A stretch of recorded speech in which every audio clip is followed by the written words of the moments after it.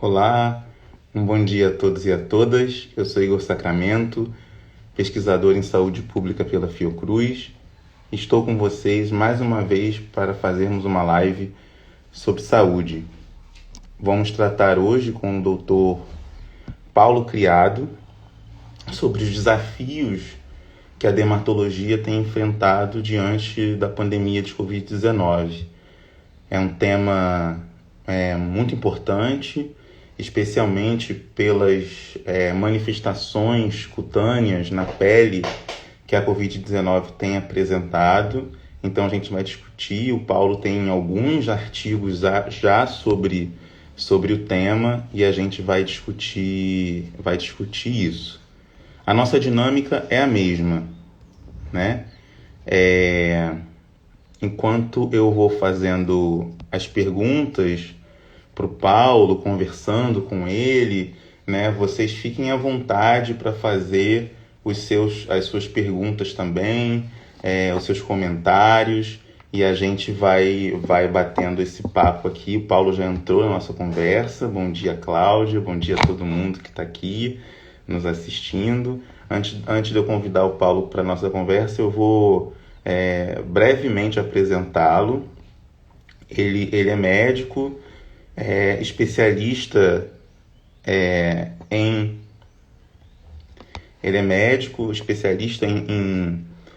dermatologia, né? Fez o seu doutorado em medicina, com foco na dermatologia, é pesquisador do CNPq, da Faculdade de Medicina do ABC também.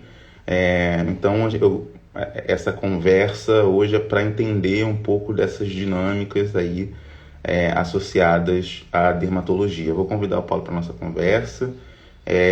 Ele também pertence à Sociedade Brasileira é diretor da Sociedade Brasileira de Dermatologia. Então é um prazer enorme contar com ele e contar com o conhecimento científico para a gente poder entender e compreender esse momento de tantas incertezas que nós estamos passando.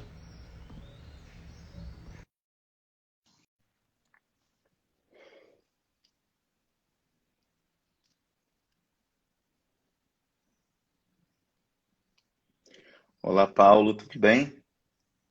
Tudo bem? Bom dia. Vocês estão me Tudo ouvindo bem? bem? Super bem. Bom dia. Eu apresentei Bom você dia. brevemente. Deixa eu me enquadrar um pouco melhor. Você está ótimo, está tudo Sim. bem. Eu apresentei brevemente. Na verdade, eu fiquei muito impressionado pela sua produção, muito profícua, assim, de muitas questões interessantes. Eu fiquei lendo especificamente os textos sobre a Covid-19, né, e seus efeitos, as suas manifestações na pele, né? E fiquei, era algo que eu não sabia. Na verdade, eu li uma entrevista sua, acho que para o estado de São Paulo ou alguma coisa assim, e fiquei muito interessado. Então agradeço muito você ter aceitado conversar conosco hoje sobre esse tema. Mas antes eu gostaria que você falasse um pouco da sua trajetória, né, como médico, como dermatologista, pesquisador. Queria que falasse um pouquinho da sua trajetória antes, né, de eu fazer algumas perguntas e o público que está nos assistindo também. Bom, primeiramente eu queria agradecer a honra de estar nessa live com você, no instituto que tem um compromisso com a manutenção da memória, né, da eletricidade no Brasil.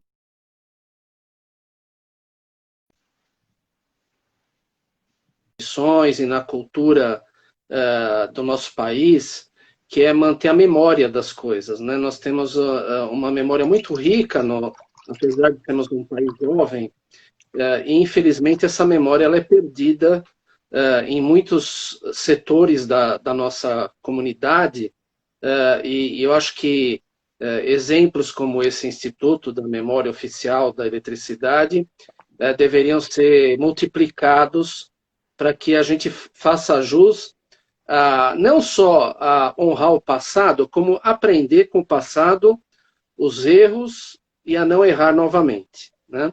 E a medicina ela também precisa disso, ela precisa Uhum. cultivar a história, porque é através da história que a gente aprende erros que podem ser evitados no futuro, né? E a Covid-19, ao meu ver, tá, eu estou falando isso na minha visão pessoal, como médico, o quadro que se desenha hoje de praticamente quase 800 mil óbitos no mundo, né? 34 milhões de infectados, é um quadro que, ao meu ver, ele poderia ter sido minimizado se a gente tivesse aprendido com o passado, né?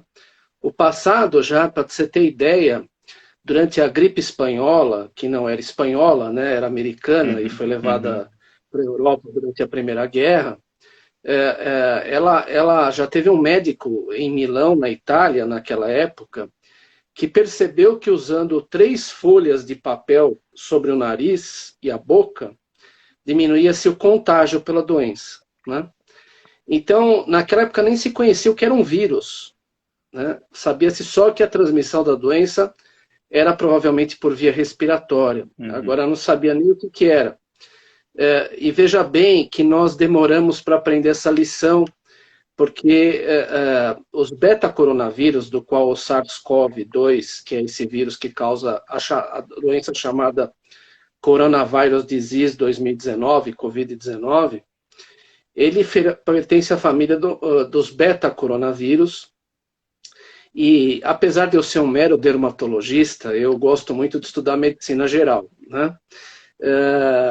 E os beta-coronavírus, eles já se mostraram em 2 outras oportunidades as suas características epidemiológicas.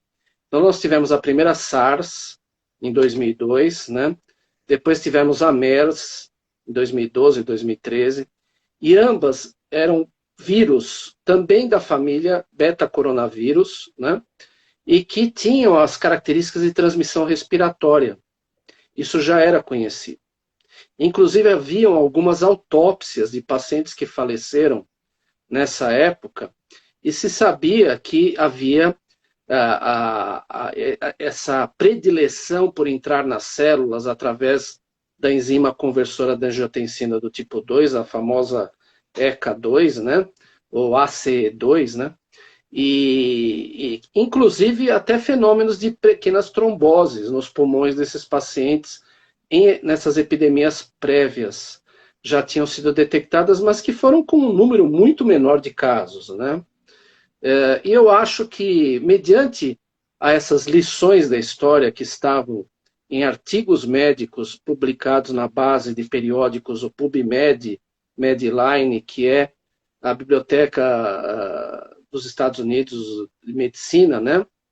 National Library of Medicine, mantida pelo Congresso americano, e lá estão relatados todos os artigos que têm revisão por pares, né? Ou seja, são artigos escritos que foram revisados por outros médicos e que não se publica algo que não tenha consistência científica a princípio, né? Vamos dizer assim. Uhum. Uhum. Então, essas informações elas estavam lá. E logo que surgiu a Covid, eu também fui procurar essas informações, né? Mas voltando um pouquinho ao que você me pediu, eu não quero fazer nenhuma autopromoção, né? Só quero simplesmente comentar. Eu sou formado, este ano, em dezembro, vão fazer 31 anos de formado como médico, né? Entrei na Faculdade de Medicina do ABC, onde eu me graduei em 89, com 17 anos de idade, e me formei com 23, eu era um garoto, na verdade. Fui fazer a minha residência médica no Hospital do Servidor Público Estadual de São Paulo, com 1 ano de clínica médica e 2 anos de dermatologia. Naquela época eram 2 anos de dermatologia, hoje são 3 anos de dermatologia. E nesse 1 ano de clínica médica eu também aprendi bastante sobre clínica geral, né? Inclusive a minha geração foi a geração que enfrentou a epidemia da AIDS, né? No começo, onde não tinha nenhum antiviral para combater a doença. Inclusive naquela época, quando eu passei em 1990 na infectologia do Hospital do Servidor Estadual, estava surgindo o AZT. Ele começava a ser utilizado, o AZT, né? Já tinha fora do Brasil, tinha chegado ao Brasil aquele ano. Então era tudo muito novo, era tudo muito triste. A gente viu os pacientes morrerem de infecções oportunistas múltiplas. de uma forma não tão rápida como na Covid, né? Mas também foi um grande enfrentamento e com uma característica diferente. Nós não tínhamos acesso à informação que nós temos hoje. Uhum. Porque naquela época a internet era praticamente inexistente, nós não tínhamos acesso ao PubMed. Para você ter ideia, a cada trimestre recebia-se um CD-ROM, onde vinham gravadas as referências bibliográficas, só bibliotecas assinavam aquilo porque era caríssimo, e você tinha que pesquisar os arquivos que não tinha nem Windows ainda, e você imprimia em impressoras matriciais as referências para ir atrás das revistas que vinham na forma impressa, importadas, e demoravam 1 ou 2 ou 3 meses para chegar ao Brasil nas bibliotecas, né? E hoje nós temos todo esse conhecimento médico na mão do smartphone, né? Praticamente em tempo real, né? Então era uma outra época muito mais difícil, mas que abriu, infelizmente, apesar dos mais de 30 milhões de óbitos que a AIDS causou, né? Abriu toda uma linha de investigação que chegou à imunologia dos dias de hoje, que avançou exponencialmente em questão de 3 décadas, o que não avançou em milênios, né? Então, o mal das doenças, ele também traz um outro lado, que é a reação humana para tornar aquilo, de alguma forma, um aprendizado. E depois de graduado dermatologista, eu tive um concurso do governo do estado. Eu fui trabalhar no Complexo Hospitalar Padre Bento de Guarulhos, que é do SUS, onde também havia formação em residência médica. Então eu comecei vamos dizer assim, a participar da formação de residentes em medicina. Em seguida, no hospital do próprio servidor estadual, onde também fui concursado. E posteriormente, em 2004, eu recebi um convite honroso para ir para o Hospital das Clínicas. Antes disso, no Hospital do Servidor, eu fiz meu mestrado em urticária, que é uma doença que também tem um impacto na vida das pessoas muito grande, né? E depois eu recebi, em 2004, esse convite para ir para o Hospital das Clínicas. Posteriormente, houve um concurso, eu entrei como médico concursado do Instituto Central do Hospital das Clínicas, na dermatologia. E lá fiz meu doutorado, minha livre docência, né? E sempre tive um envolvimento com a questão de achar que eu devia fazer mais do que atender os pacientes, que é a função mais nobre do médico, mas eu me sentia capaz de ajudar, de alguma forma, a transmitir o pouco que eu sei para alguém, né? Desde um relato de caso, um artigo de revisão, uma pesquisa clínica. E enveredei nesse campo, acabei me tornando orientador de pós-graduação sensu estrito, né? E não me arrependo, porque eu acho que tudo que eu fiz na vida, eu fiz com paixão pela medicina e visando sempre o melhor e o crescimento pessoal, né? Então, eu acho que tudo isso contribuiu para que eu chegasse, por exemplo, a entender a Covid bem rápido, os mecanismos dela, inclusive, entender que a imunidade inata, ela é super importante na resposta dessa doença, por isso que muitos pacientes que são infectados nem formam anticorpos, porque os anticorpos dependem da imunidade adquirida, né? E a imunidade inata é uma imunidade celular, e ela é o alvo principal dessa cascata inflamatória que o vírus provoca.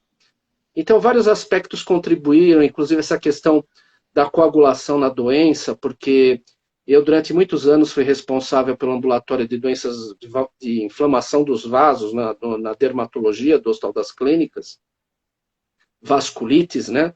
E outras vasculopatias que não são inflamações e são coagulações dentro dos vasos da pele. E sempre estudei muito essa questão de coagulação e sempre vi uma semelhança, é lógico, distinguindo-se a gravidade do quadro, né? Entre a coagulação que era observada nos capilares do pulmão dos pacientes com Covid nas autópsias iniciais, ou da SARS e da MERS, com essa trombose que a gente via nos vasos da pele em algumas doenças específicas que eu estudava na dermatologia. Então, eu sempre acreditei que uma visão pessoal, volto a dizer, né, não institucional, tá? De que no indivíduo que está infectado, que tem os chamados dedímeros elevados, anticoagulação, das grandes coisas que salva a vida desses pacientes, né? porque a gente via que as trocas gasosas no pulmão e o sofrimento tecidual em vários órgãos, ele ocorre por causa dessas microtromboses, né, que são vasos pequenos, microscópicos, e não grandes trombos, né, de trombose de perna, né, de veias ou artérias maiores. Então tudo isso se desenhou e culminou com esse meu estudo a respeito da Covid. Eu, infelizmente, não só pela posição institucional que eu estou no momento, como pesquisador de pós-graduação, não estou alocado na linha de frente, né, da Covid, mas até iria se pudesse, mas continuei exercendo minha atividade profissional no consultório, e atendi vários pacientes com Covid no consultório, e pacientes que tiveram Covid e tiveram familiares falecidos pela Covid. Então, eu vi de perto a tragédia que isso está se traduzindo na vida de muitas e muitas famílias, né? E efeitos na pele também decorrentes da doença, né? Então, acho que aí a gente vai para o escopo, talvez, da live, que seja essa questão da pele, né? Isso. Não, justamente porque eu acho que, de certa maneira, o seu trabalho de tantos outros pesquisadores também é estar na linha de frente, né? De certa forma, na medida em que contribui para a compreensão, né, de quem está no atendimento, na emergência, etc. Contribui certamente os trabalhos que você, né, que os pesquisadores dos vários campos, né, das várias áreas da saúde, né, estão contribuindo nesse momento. É muito importante, como você bem disse, o objetivo dessas lives é um pouco registrar o nosso tempo passando, né, e de alguma maneira contribuir para o entendimento do presente, do que estamos vivendo agora, no futuro, mas também um registro sobre esse passado.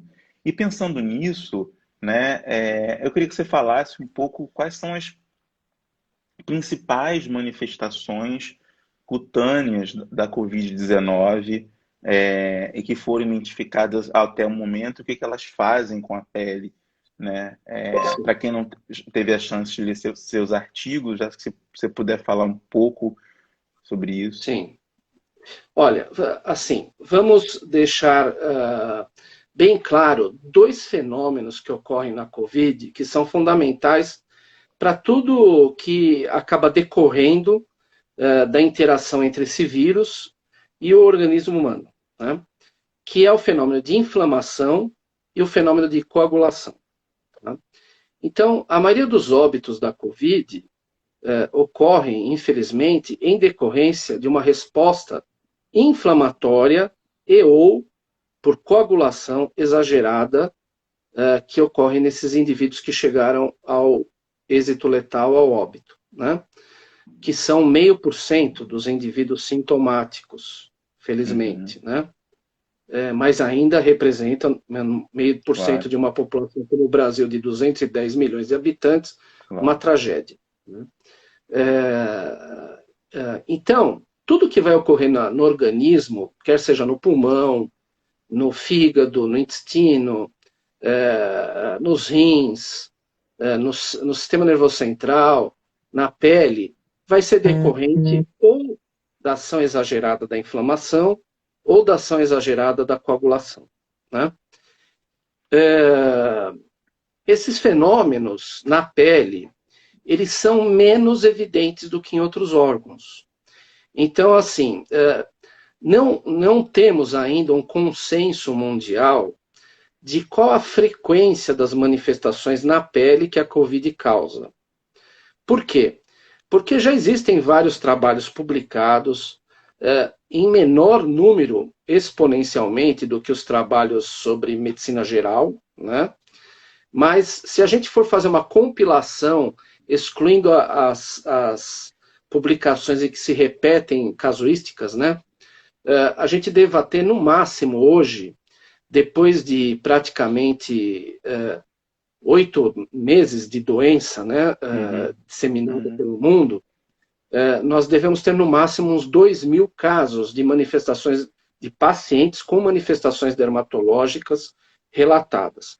Para esse universo de indivíduos contaminados, isso é extremamente pequeno, Uhum. Então, aí há duas possibilidades. Ou as manifestações de pele são subnotificadas por N motivos, porque alguns pacientes estão assintomáticos e podem estar tendo manifestações de pele, a gente pode abordar isso depois, mas são portadores assintomáticos, tá? Outros são sintomáticos leves a moderados que,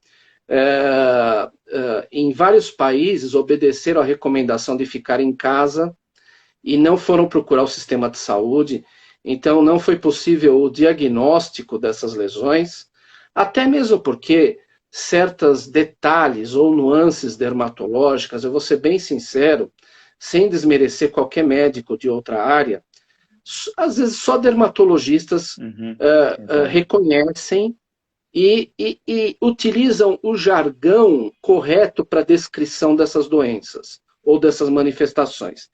Então, eu vou te dar um exemplo. No termo inglês, rash, R-A-S-C-H, é um termo extremamente vago.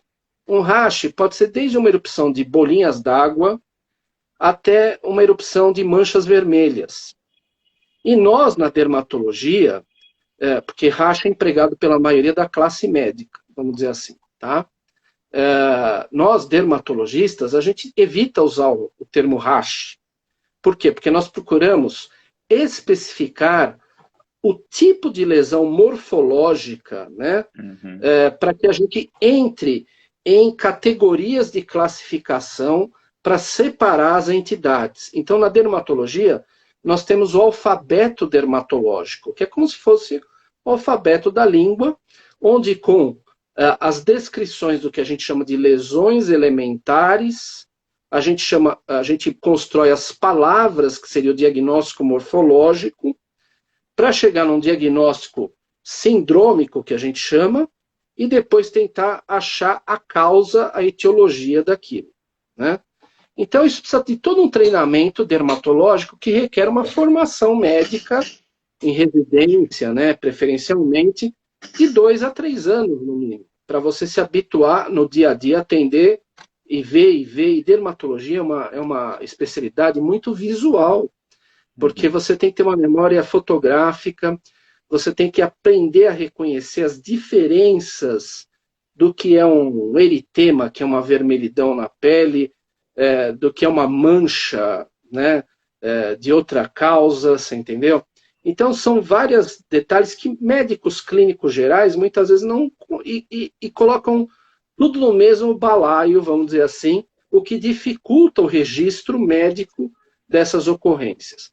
Então, muitas pessoas foram assintomáticas e talvez tiveram alguma manifestação, outras foram com sintomatologia leve ou moderada e não tiveram acesso a atendimento médico por medo de ir a um pronto-socorro ou por ausência. Você sabe que no Brasil, graças a Deus, nós temos o SUS, que é um sistema de saúde que pode ter os seus problemas, mas nós enfrentamos essa epidemia com um saldo muito menos trágico até agora, graças à existência do SUS, né? Em outros países, as pessoas morriam em casa porque elas tinham medo de ter que pagar a conta do hospital, né? Então, essa é uma realidade, você entendeu? E outra, a telemedicina, da qual eu sou adepto, mas até registrando aqui, eu sou muito adepto à telemedicina, feita da forma de telesuporte, né? De que o especialista ajude o clínico geral que está lá na ponta, no interior, que não tem a formação na especialidade, que ele possa ter um auxílio de um especialista numa dúvida, né? Por quê? Porque você, muitas vezes fazendo uma teledermatologia, eu estou vendo o seu rosto, mas dificilmente você vai tirar só a roupa para examinar o corpo inteiro e poder ver algo que nas costas você não viu e eu tenho, como médico, que valorizar, né? Então, é uma situação complexa, não dá para você exercer a medicina à distância. Além do exame físico geral da pele, você muitas vezes precisa fazer um exame físico mesmo. Você precisa palpar se o indivíduo tem ínguas, tem gânglio, você precisa ouvir o pulmão, você precisa fazer palpar o abdômen, né? E como é que você faz isso pela teledermatologia, né? Você não tem condições em certas situações de fazer isso. Então, com certeza, até alguns que tiveram atendimento via telemedicina durante a Covid, com certeza, algumas manifestações de pele, que nem você está passando comigo. Vamos supor que você tivesse algum sintoma da Covid e olha, doutor, eu estou com coceira, só que você não tira a blusa, eu não estou vendo o tipo de manifestação que talvez você não deu valor e eu poderia diagnosticar como uma manifestação cutânea que pode estar relacionada a doença. Tá? Então, esses são todos os aspectos que talvez estejam envolvidos na porcentagem baixa de descrição de manifestações dermatológicas. Tá? Bom, agora o outro ponto. Muitas manifestações dermatológicas, elas são relatadas sem a comprovação do diagnóstico da COVID verdadeiramente. Então, o indivíduo não fez nem o swab de orofaringe através da técnica da reação de cadeia de polimerase para detectar a presença do vírus, e o indivíduo nem fez a sorologia posteriormente para indicar se ele teve anticorpos e teve contato com o vírus, né? Então, esses já são exames que têm sensibilidade diagnóstica baixa, né?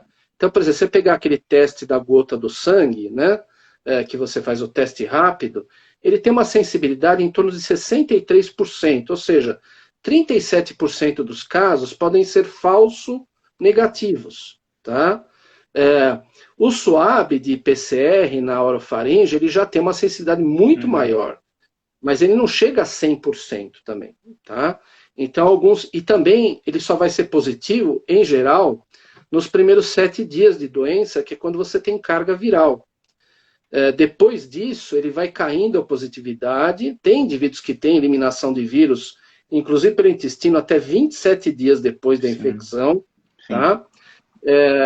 Mas essa possibilidade de se detectar o vírus vai diminuindo e vai aumentando a possibilidade de detectar na sorologia a resposta da imunidade adquirida por anticorpos, né? Que muitos pacientes que tiveram PCR positivo fazem sorologia negativa, não tornam a sorologia positiva, tá? Isso ainda está sendo estudado o real motivo, né? Então tem muitos gaps de conhecimento que tornam difícil até você comprovar que aquela manifestação se deve à própria doença, à ação da inflamação ou da coagulação provocada pelo vírus, ou até da exposição a um medicamento e uma reação adversa a um medicamento que o paciente tenha tomado nesse meio tempo, né? Então, por exemplo, nós temos aqui o Jornal da Academia Americana de Dermatologia, eu estou com ele aberto na minha frente, um artigo publicado de um grupo de 31 países associaram-se, né, encabeçado pela doutora Esther Freeman, dos Estados Unidos. Por exemplo, o título do artigo é assim: o espectro das manifestações dermatológicas associadas ao COVID. Um registro internacional de 716 pacientes de 31 países. Bom, quando você vai vendo o artigo, aqui já temos um problema. Dos 716 casos, só 171 pacientes tiveram alguma comprovação laboratorial de que tinham COVID, tá? Ou sorologia, ou PCR, ou a imagem de tomografia muito sugestiva, que se fala de favo de mel na porção posterior dos pulmões, na tomografia computadorizada de tórax, né? Então, quer dizer, você vê que grande parte desses doentes tiveram um diagnóstico presuntivo de estarem infectados pelo COVID e não confirmados. E na pele, você só pode atribuir que determinado agente infeccioso causou aquela manifestação se você recupera esse agente infeccioso da pele, tá? Então, são pouquíssimos trabalhos, porque, na verdade, como é que você faz isso? Ou você faz através de microscopia eletrônica, onde você consegue enxergar a partícula viral em aumentos de 10.000 vezes, 50.000 vezes, aí você vê a partícula viral na microscopia de transmissão eletrônica, que em muitos hospitais não tem, né, na maioria dos hospitais no mundo, só algumas universidades.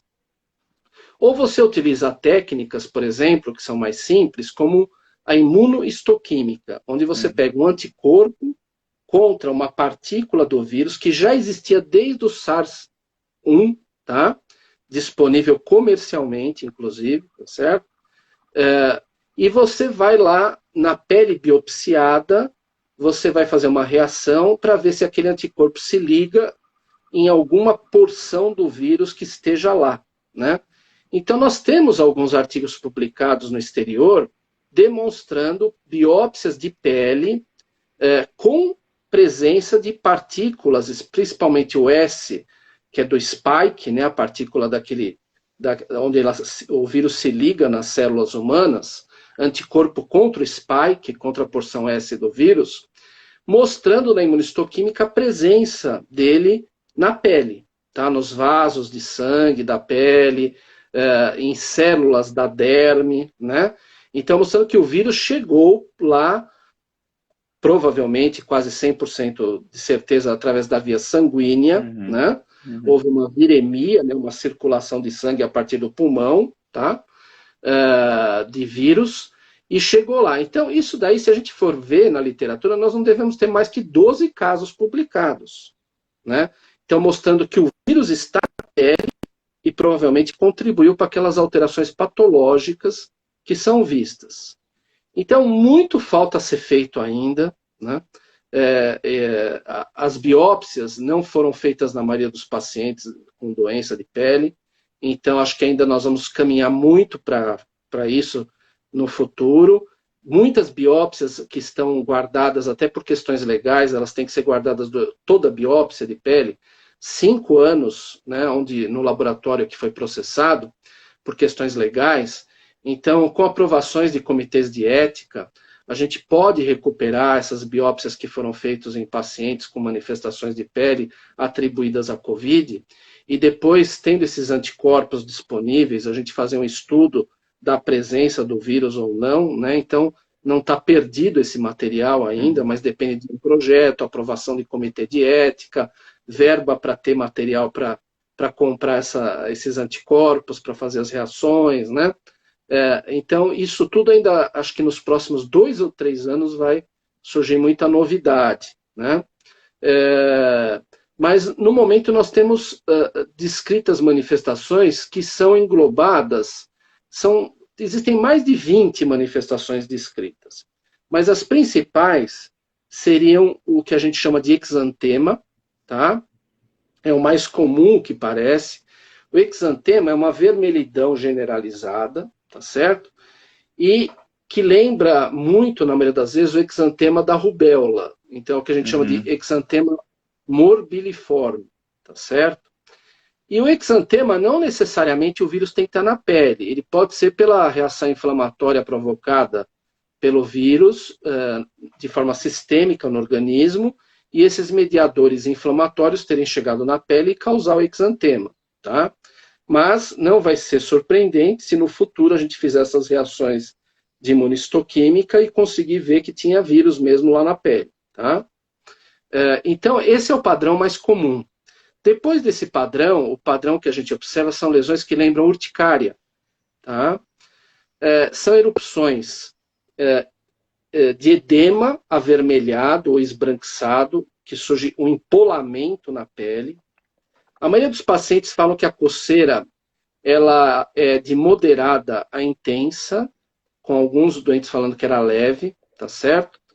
E essa manifestação do tipo urticária, urticariforme, que a gente chama, ela parece ocorrer logo no início da doença. Raramente ela pode anteceder o sintoma respiratório. A anosmia, a perda do paladar, que é a ageusia, né? A anosmia, que é a perda do olfato, a febre, a dor de garganta. E você vê como varia de população para população. Nós temos populações onde a febre é um sintoma presente em 90% dos pacientes, e temos populações onde a febre só ocorre em 50% dos casos, né, clínicos de Covid. Tá? Então, esses parâmetros todos são muito variáveis, de país para país, de população para população. Então, alguns sintomas que precedam a Covid, a gente poderia eventualmente falar de alguns casos de lesões urticariformes, precedendo os sintomas principais respiratórios da Covid. Tá? Depois disso, nós temos lesões que lembram catapora, tá? Que são pequenas bolinhas com bolhas de água transitórias superficiais que coçam muito, ocorrem no tronco especialmente, tá? E na porção dos membros, tá? Depois dessas lesões que lembram catapora, que são chamadas erupção papulovesiculosa, né, o termo médico, tá certo? Aí nós temos outras manifestações que podem ocorrer, que é, por exemplo, a perniose, tá? A perniose é um arroxeamento das extremidades, principalmente das mãos, dos pés, né? Mas pode ocorrer nas orelhas, pode ocorrer no nariz, tudo que é extremidade, tá? Isso foi muito relatado em crianças e adolescentes com poucos sintomas de Covid ou assintomáticas que pertenciam a famílias onde tiveram casos sintomáticos da Covid. E essas manifestações de perniose, elas podem provocar desde coceira no local até dor. E elas podem durar de 3 até 14 dias. E a criança ou adolescente não ter sintoma nenhum, e ela, se fizer uma tomografia, ela tem lesão no pulmão sugestiva de Covid, mas ela está assintomática, tá? Então, esse chamado eritema pérneo ou perniose, ele tem sido descrito especialmente nessa faixa etária mais jovem, não que não pode ocorrer em adultos, mas especialmente crianças e adolescentes, né?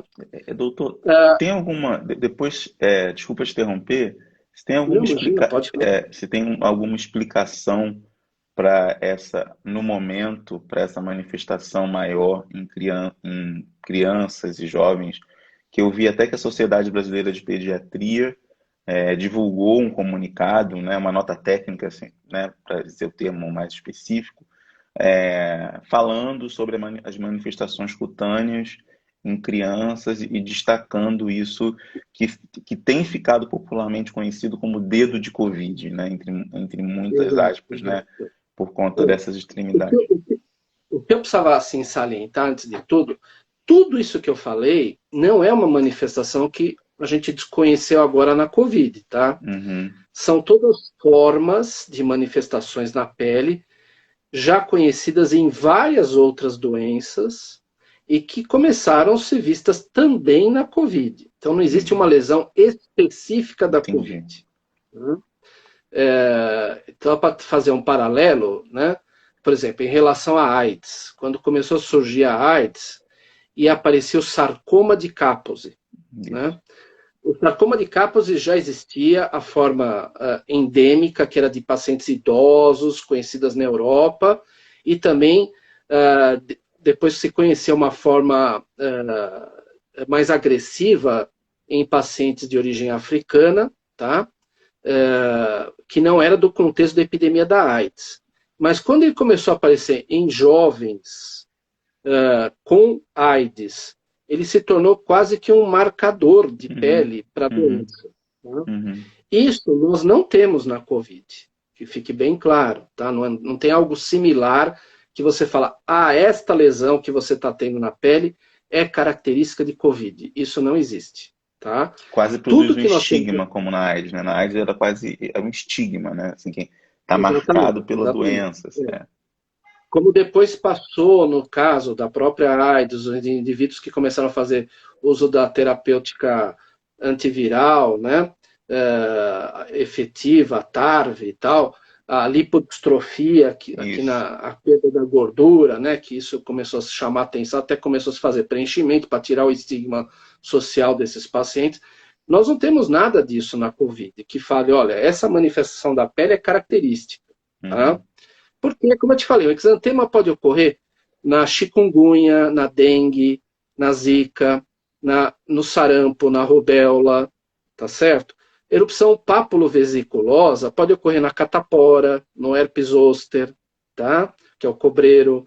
Então, você tem um mar de doenças que causam isso. Por exemplo, eritema pérneo, ele é muito conhecido da gente, principalmente do estado de São Paulo para baixo, no Brasil, nos estados do sul, porque durante o inverno há uma vasoconstrição, as pessoas às vezes esquecem de pôr meia ou dormem com áreas do corpo descobertas, e o eritema pérneo é um distúrbio circulatório, onde os vasos, praticamente o sangue fica estagnado, com baixa concentração de oxigênio, e forma aquelas lesões inflamadas, dolorosas nas extremidades, vermelhas ou até arroxeadas às vezes, tá?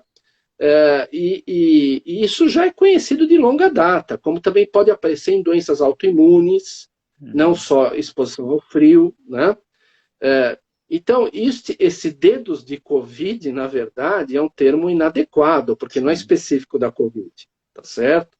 Ela está ocorrendo agora na Covid, inclusive com biópsias idênticas aos eritemas pérneos de outras causas, não tem nada particular, tá? Achados de biópsias idênticos, né? Só que o que é particular é que a gente tem, aqui no Brasil nem tanto, tá? Mas no hemisfério norte tem sido visto muito nessa faixa etária e com essa agregação familiar, crianças assintomáticas tendo isso, ou adolescentes, e familiares adultos com a doença clínica, tá? Isso, então, para um médico pediatra que atende uma criança dessa, nos Estados Unidos, por exemplo, de repente ele tem que rastrear a família, porque pode ter pessoas com Covid clínica mesmo, né, que requer tratamento, né? Então, esse tipo de manifestação é que eu queria deixar claro, não tem nada específico, né? E daí nós temos outras manifestações, né? Por exemplo, que já vão para o lado de gravidade da doença, porque já estão... Tudo que eu falei está no polo inflamatório, né? Os dedos da Covid, eventualmente, pode ter alguma coagulação pequena de vasos, tá? Mas o resto que eu vou falar já está num polo de maior gravidade, que geralmente é visto em indivíduos que estão internados em UTI, porque a doença já se agravou, a coagulação já está bem ativa, né? Estado trombótico, vamos dizer assim, de coagulação. Então você começa a ver as chamadas, os livedos racemosos, né, que a gente chama, que é uma trama vascular, só que diferente do livedo fisiológico que ocorre na exposição ao frio, onde a trama parece realmente uma rede de pescador, né, na pele, esse livedo racemoso é uma trama quebrada, descontinuada, tá? Então, toda vez que ele tem essa trama quebrada e persistente, mesmo que não melhora com aquecimento da temperatura ambiental, tá? Que o livedo fisiológico, ele some, o livedo reticular, com aquecimento da pele e do ambiente, né? Ele só ocorre na exposição ao frio, tá? Então, esse patológico, que é o livedo racemoso, já indica que está tendo alguma obstrução parcial do vaso sanguíneo, geralmente é por trombo. E é o vaso sanguíneo que está entre a gordura abaixo da pele e a pele, tá? São vasos microscópicos, tá? Isso, se permanecer, vai evoluir para uma necrose da pele, uma morte daquela pele que depende do suprimento sanguíneo, que é chamado de púrpura retiforme. Retiforme, porque, veja bem, a pele ela é irrigada por uma artéria na vertical, que vai tendo ramos em formato de cone, né? Então vai formando como se fossem hexágonos de pele, que são nutridos por uma artéria que vem lá do músculo, da gordura e vai para cima, se ramificando em vasos menores, tá? Quando você tem uma obstrução aqui embaixo, aquele hexágono de pele vai ter um sofrimento de nutrição e a pele vai morrer. Então a púrpura retiforme é uma equimose, ou seja, como se fosse uma mancha de sangue de um hematoma, inicialmente, às vezes com a borda até meio avermelhada, tá, com eritema, e que vai assumindo por confluência desses hexágonos um aspecto de um mapa, né? Por isso que o termo retiforme é como se fosse as bordas de um mapa geográfico. Então isso é sinal que a doença está avançada, está na fase de hipercoagulação, tá? E a pele, tal como o pulmão e outros órgãos, pode estar sofrendo o mesmo processo, tá certo? E, além de tudo, nós temos o que seria já uma fase mais grave da doença, que muitos indivíduos sobrevivem, inclusive, que são as necroses de dedos, tá? Porque a circulação não são nem as artérias maiores dos dedos, são os pequenos vasos da pele mesmo.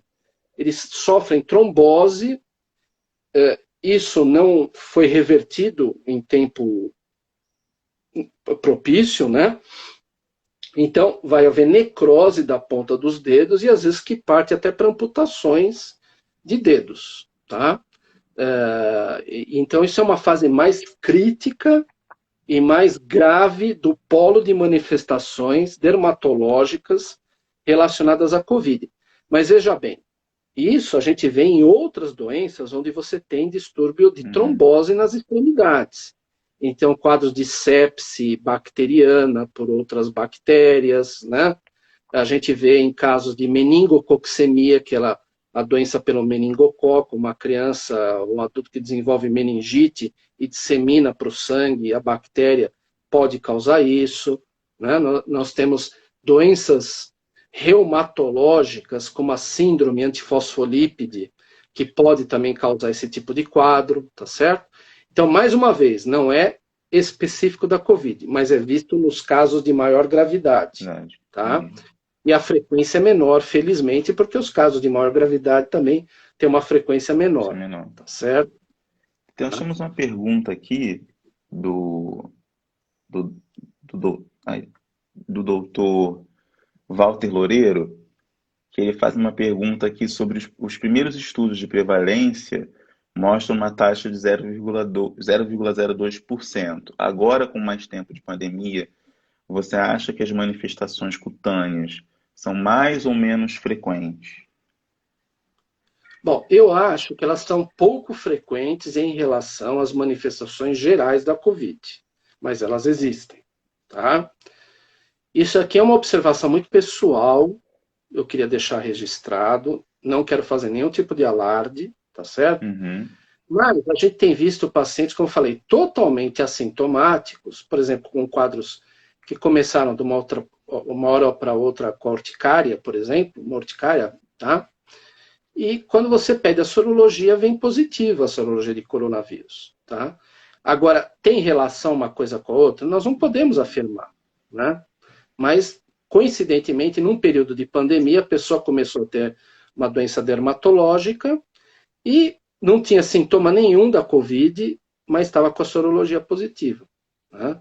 Então, pode ser que, se a gente fosse investigar mais, sorologicamente, várias manifestações de pele que se apresentam no consultório, mesmo em indivíduos assintomáticos, a gente concluiria que há uma associação estatística entre sorologia positiva de Covid e tais doenças que apareceram nesse período. Na pele, né? Mas, infelizmente, esses exames, assim, não são baratos, custam em média a sorologia mais de R$100, né?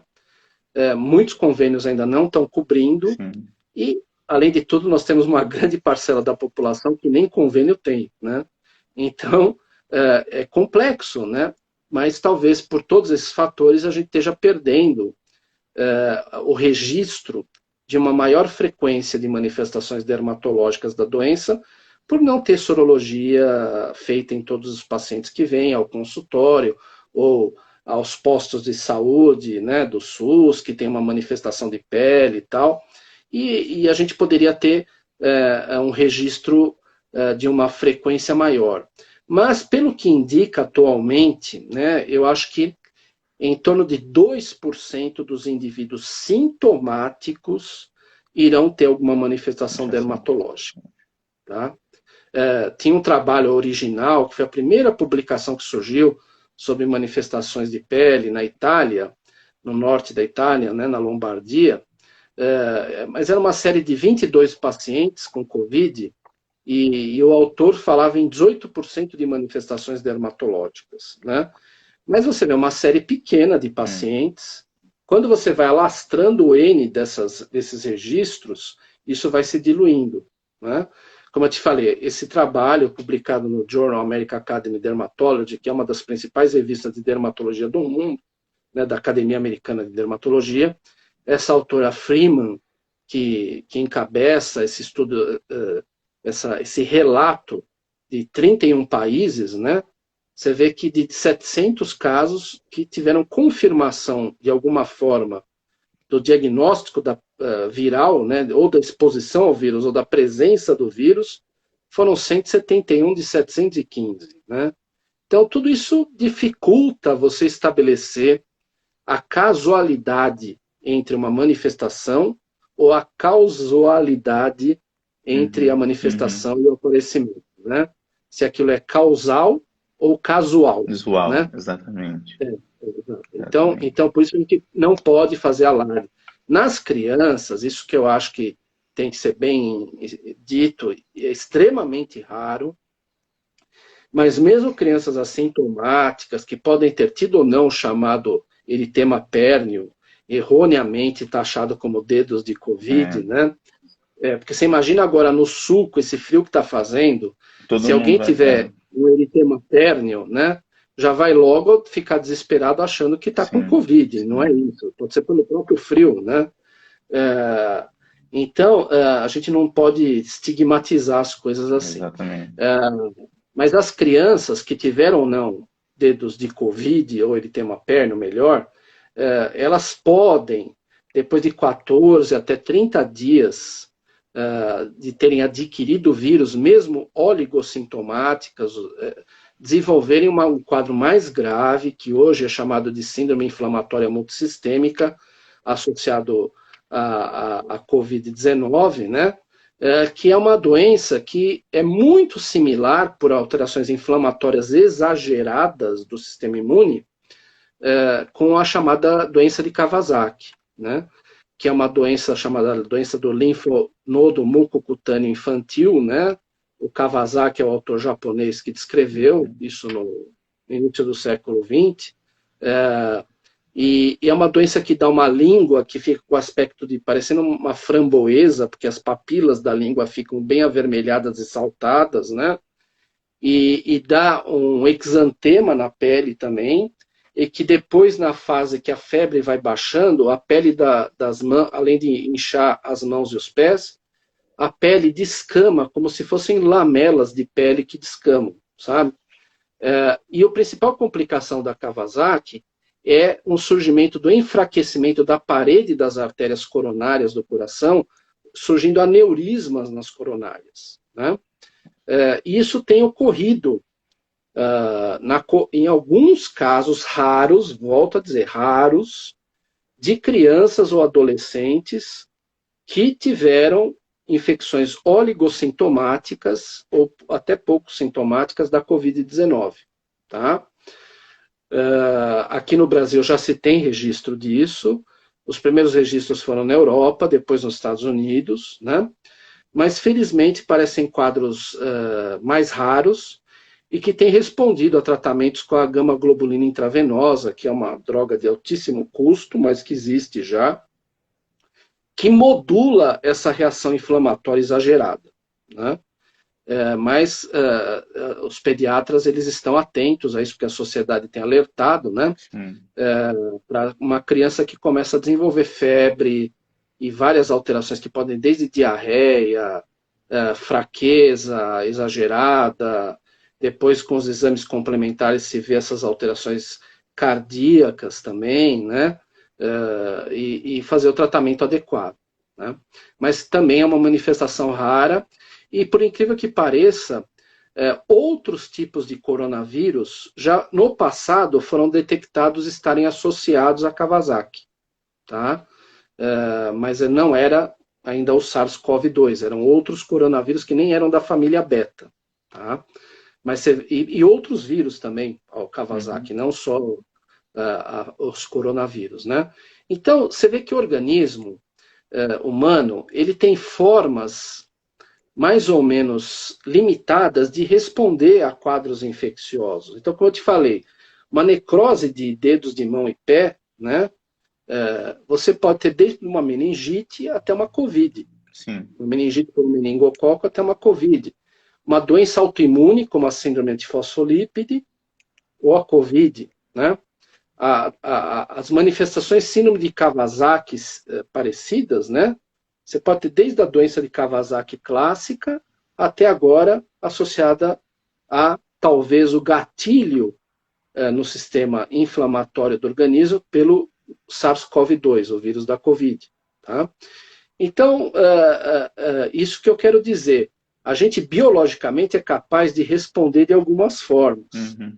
Agora, vai ter o gatilho, que é o vírus, né, nesse caso, e vai ter a sua genética, talvez, que vai ditar se você vai conseguir clarear, limpar rápido o seu organismo do vírus, antes que ocorra aquele processo inflamatório exagerado, ou essa limpeza, esse clareamento do vírus não vai ser tão rápido e vai abrir a porta para uma resposta inflamatória exagerada que vai culminar naqueles casos de maior gravidade, que vão levar a manifestação pulmonar e outras que vão exigir uma UTI e podem culminar com óbito se não for uma evolução favorável.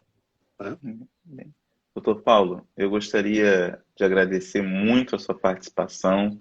Infelizmente, nosso tempo está acabando pela limitação do próprio Instagram, mas essa live vai ficar registrada aqui no IGTV do Memória da Eletricidade, também no canal do YouTube do Memória da Eletricidade, para quem não pôde acompanhar ou chegou, né, no meio, enfim, para poder acompanhar o detalhamento, né, que você trouxe, o conhecimento que você trouxe para nós hoje de manhã. Queria agradecer muito por você ter compartilhado, né, sua experiência e seu conhecimento sobre a Covid-19 do ponto de vista da dermatologia. Muito obrigado mesmo. Eu acho que todos nós ficamos aqui mais atentos e conhecendo mais um pouco do seu trabalho e das implicações que a Covid, né, tem na nossa vida, que ainda não sabemos, como você falou, pesquisas daqui a 2, 3 anos ainda vão mostrar, né, as implicações da Covid na nossa vida. Muito obrigado mesmo. Rapidamente, primeiro, novamente agradecer a você, agradecer ao Instituto, né? E deixar a mensagem principal, que eu acho que é assim, usem máscara da forma adequada, né? Pratiquem o distanciamento social, lavem as mãos com água e sabonete por 20 segundos, pelo menos, e se não puder, usem álcool gel, tá? Mas o que melhor nós podemos fazer até agora é a prevenção. O vírus não foi embora, apesar de vários estados estarem caindo, né, a prevalência dos casos novos, o vírus está na comunidade e conforme a gente tende a subestimar sua presença, nos reunindo em ambientes fechados, sem máscara, nós vamos ter a segunda onda, né? E é tudo que a gente não quer. Isso só depende, você veja, desde 100 anos atrás, dos óbitos de mais de quase 50 milhões de pessoas pela influenza H1N1, na pandemia da gripe chamada espanhola, nós ainda não aprendemos, depois de 100 anos, com toda a tecnologia que nós temos, a ter um hábito, mudar o nosso hábito humano, que é simplesmente ter a responsabilidade de usar máscara, não usar máscara embaixo do nariz, não usar para proteger a tiroide, né? Tem gente que acha que tem que proteger a tiroide, né? A boca e o nariz. Colocar pendurado na orelha como se fosse brinco, né? A gente tem que ter essa consciência do coletivo. Nós fazemos parte do coletivo. Senão, se nós facilitarmos, alguém da nossa família vai ser afetada, se não nós, né?